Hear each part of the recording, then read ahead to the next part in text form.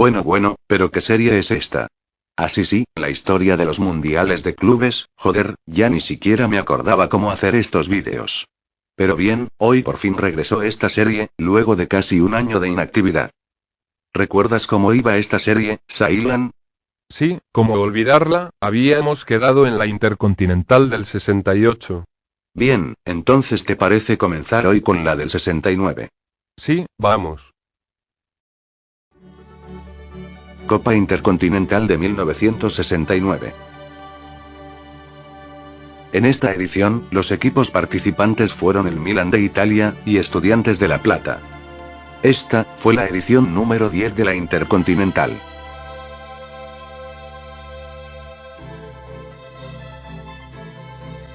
Estudiantes, venía de adjudicarse la Copa Libertadores, al imponerse a Nacional de Montevideo, en ambos encuentros, 1-0 en el de ida, disputado en el Estadio Centenario, y 2-0 en el de vuelta, jugado en La Plata. Ambos partidos fueron un ejemplo perfecto de lo que era Estudiantes por aquel tiempo. Un equipo repleto de auténticos cabrones, que se valían de malas artes para sacar el máximo rendimiento a su escaso juego. Pocos partidos ganaron los de La Plata de una forma limpia. Y cuando hablo de forma limpia, me refiero a sin valerse de escupitazos, codazos, insultos, acoso al colegiado, y demás artimañas. Era un equipo realmente desagradable de ver para el espectador, y por lo tanto, muy desagradable para el rival. Pero bueno, de todas formas llegaron a la Intercontinental del 69. Por su parte, el Milan, era un conjunto que tenía el catenaccio como filosofía de juego, pero que contaba con jugadores de gran talento, como Gianni Rivera, para saldar los encuentros por la vía rápida. Era una escuadra dura, pero caballerosa. Como buen equipo italiano de la época, repartía estopa, y tenía viveza, pero siempre dentro de unos límites. La final de la Copa de Europa de 1969, los enfrentó al Ajax, de un todavía bisoño, Johan Cruyff. El 4-1 a favor de los italianos al término del choque, habla bien a las claras de la superioridad transalpina aquella noche, en el Estadio Bernabéu. Así, el Milan llegaba a la definición del mundo.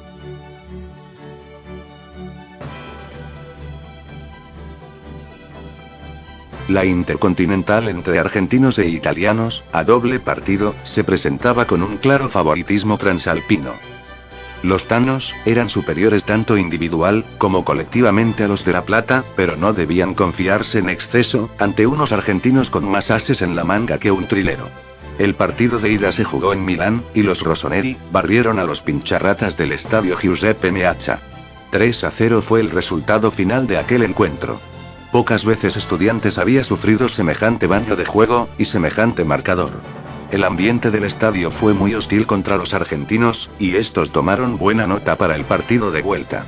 El equipo más violento del panorama futbolístico internacional tenía sed de venganza.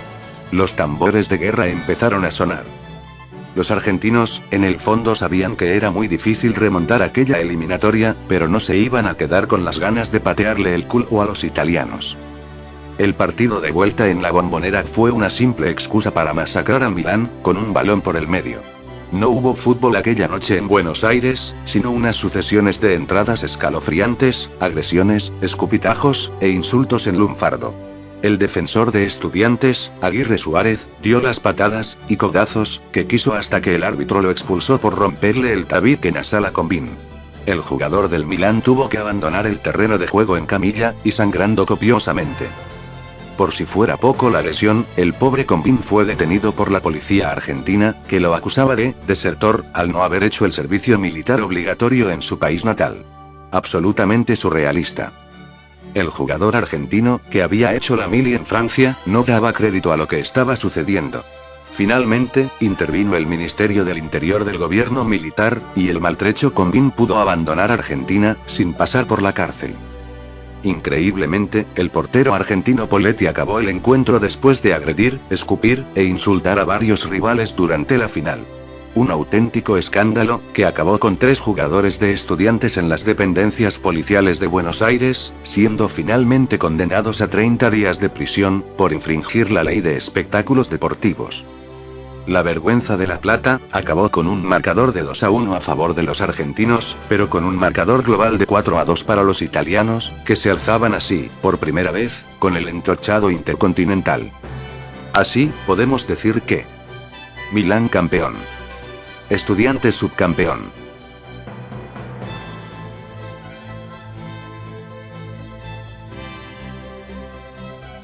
En esta ocasión, vamos a destacar a Gianni Rivera, el ragazzo d'oro del fútbol italiano, por su elegancia, su habilidad técnica, y su extraordinaria visión de juego. Uno de los más grandes jugadores que haya dado el balompié transalpino. Este muchacho consiguió la Copa Intercontinental de Clubes de 1969, con el Milán.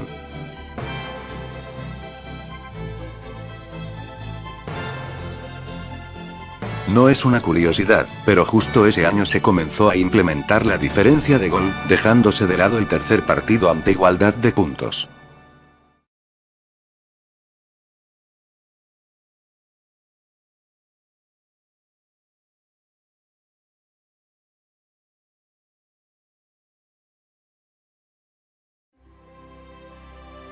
Copa Intercontinental de 1971.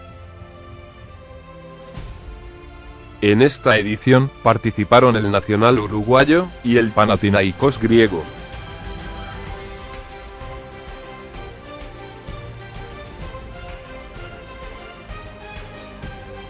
Primero, hay que aclarar que el clasificado para participar por la Copa Intercontinental, en busca del título de mejor equipo del mundo, era el Ajax de Ámsterdam, el campeón europeo. Sin embargo, los holandeses prefirieron no participar de la competencia, por los incidentes ocurridos entre los argentinos de Estudiantes, y los holandeses del Feyenoord, la temporada anterior, y su lugar fue tomado por los subcampeones de Europa, Panathinaikos. Sí, así es, el boicot en la Copa Intercontinental comenzaba a surgir. Por el lado sudamericano, Nacional inició la gran campaña en la Copa Libertadores 1971, en el grupo que también integraban Peñarol, y los equipos bolivianos de Chaco Petrolero, y de Strongest. Superó el grupo ganando los dos partidos clásicos. En semifinales, enfrentó a Universitario de Perú, y al Palmeiras de Brasil, destacándose el triunfo sobre Palmeiras, en el mismo estadio Pacaembu de San Pablo, por 3-0. Debió disputar las finales frente al entonces tricampeón, Estudiantes de La Plata, reeditando la final de 1969.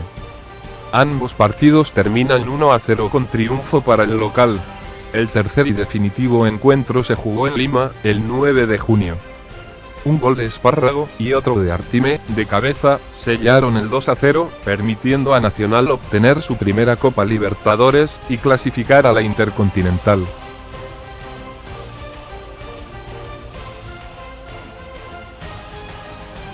El 28 de diciembre de 1971, en el Centenario, ante 63.000 espectadores, se disputaba la segunda final de este torneo.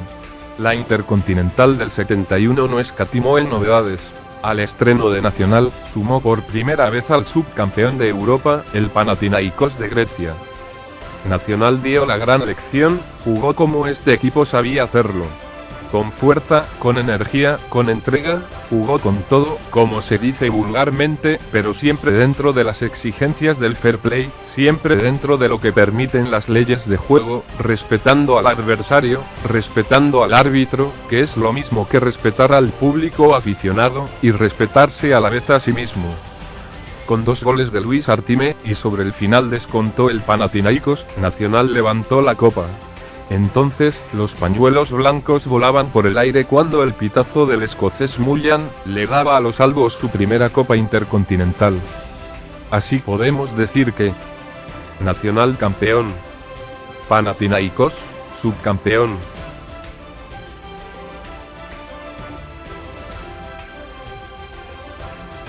Luis Artime fue el gran jugador de esta Intercontinental.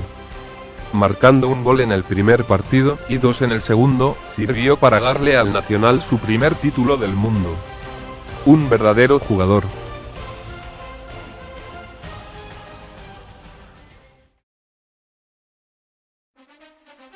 Copa Intercontinental de 1973. En esta edición, los participantes fueron Independiente y Juventus de Italia.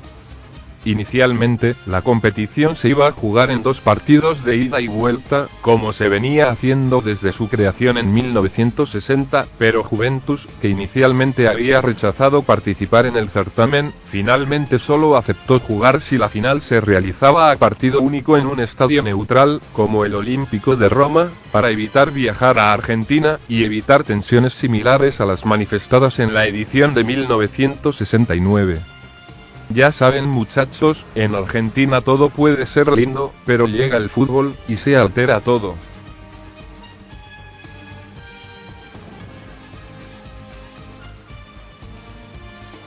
El rojo había conseguido su 4ª Copa Libertadores, 2ª consecutiva, y se le presentaba la oportunidad de disputar la Copa Intercontinental. El campeón europeo de la edición 1973 había sido el Ajax, el mismo rival de Independiente en la Intercontinental pasada. Luego de tratar de programar los partidos de ida y vuelta, Ajax manifestó que no jugaría el certamen y que no viajaría a Argentina. De esta manera, comenzaron las gestiones para disputarla ante el subcampeón, Juventus. Los italianos se rehusaron a visitar a Avellaneda, por lo que dispusieron disputar un partido único, precisamente en el Estadio Olímpico de Roma. Independiente aceptó su propuesta con tal de obtener tan ansiado título, que se le venía negando en 3 oportunidades.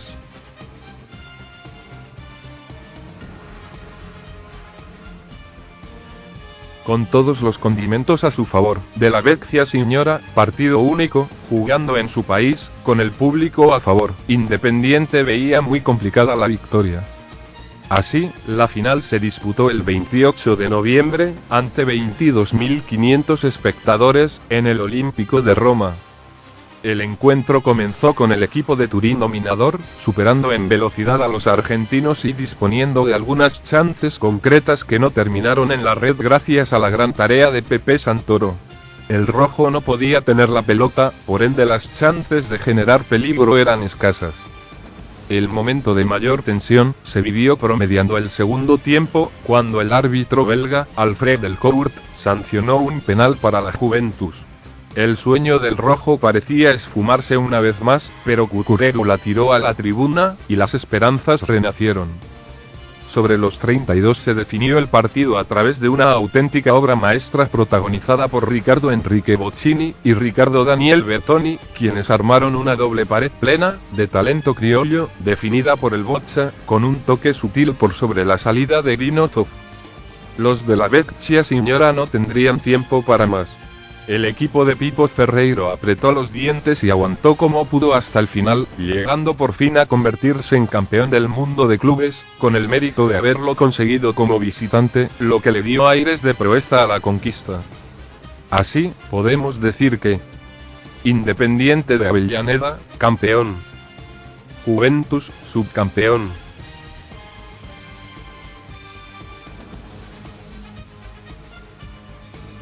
Aquí voy a mencionar a Ricardo Boccini, nada más por ser el goleador de esta edición. Además, es una de las glorias de Independiente, y del fútbol argentino.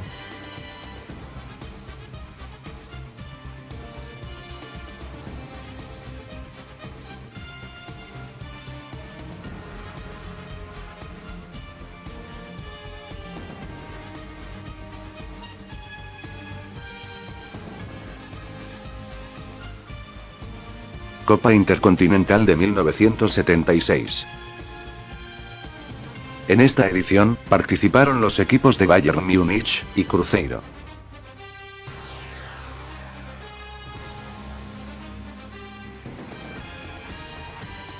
El Bayern Múnich, como campeón de Europa, no encontró horario compatible con el campeón de América, Independiente, para jugar la Copa Intercontinental 1975. Esta vez, sin embargo, no tuvieron problemas y el club alemán disputó el título mundial contra los campeones sudamericanos, el brasileño Cruzeiro. Cruzeiro fue el primer club brasileño en convertirse en campeón de la Copa Libertadores, después del legendario Santos de Pelé. El equipo tuvo a los campeones del Mundial de 1970, Wilson Piazza y Jairzinho, y otros jugadores famosos como Nelinho, Raúl Plasman y Dirceu López. Así, el Cruzeiro llegaba a la Intercontinental de este año. El equipo de Baviera celebró la base de la selección alemana federal que ganó la Copa Mundial de 1974, con jugadores como Sepp Maier, Franz Beckenbauer, Karl-Heinz Rummenigge y Gerd Müller. Un equipazo que logró nuevamente la Copa de Campeones de Europa de 1976.